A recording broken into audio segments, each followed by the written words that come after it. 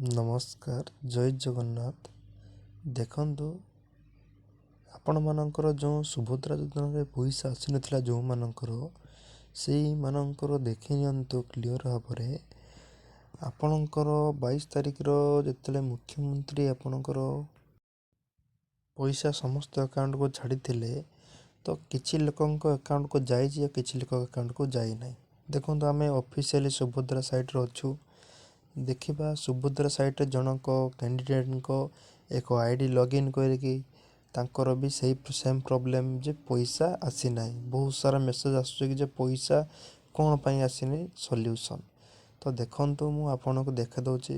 ସର୍ବପ୍ରଥମ ଆପଣ ଲଗ୍ଇନ୍ଟା କରିବେ, ବୁଝିପାରିଲେ କି? ଆପଣଙ୍କ ଆଦର୍ଶ ସୁଭଦ୍ରା ଯେଉଁ ୱେବସାଇଟ୍ ଅଛି ସେଠି ଯାଇକି ଲଗ୍ଇନ୍ କରିବେ। ଲଗ୍ଇନ୍ କଲା ପରେ ଆପଣଙ୍କ ଯେଉଁ ଲଗ୍ଇନ୍ କରିଥିବେ ସେଇ ଆଧାରରେ ଆପଣଙ୍କୁ ଗୋଟେ OTP ଆସିବ। OTP ଆସିଲା ପରେ ଆପଣ କ'ଣ କରିବେ ନା, ସେ OTPଟା ଆସିଲା ପରେ ଆପଣ ସେଠି OTPଟା ଦେବେ। OTP ଦେଇଦେଲା ପରେ ଆପଣଙ୍କର ସବୁ ଡିଟେଲ୍ସ ଆସିଯିବ। ଆପଣଙ୍କର DBT ଅଛି କି ନାହିଁ, ଆପଣଙ୍କର କେଉଁ କିସ୍ତିରେ ବାକି ଅଛି, ଆପଣଙ୍କ ଡିଟେଲ୍ସ ସବୁକିଛି ଆସିଯିବ। ତ ଆପଣମାନେ ଯଥାଶୀଘ୍ର ଯାଇ ଆପଣ ନିଜର କାମଟା କମ୍ପ୍ଲିଟ୍ ଆଗେ କରିଦିଅନ୍ତୁ। କମ୍ପ୍ଲିଟ୍ କରିଦେଲା ୱିଦିନ୍ 24 ଘଣ୍ଟା ଭିତରେ ଆପଣଙ୍କର ପଇସା ଆସିଯିବ ଆକାଉଣ୍ଟକୁ।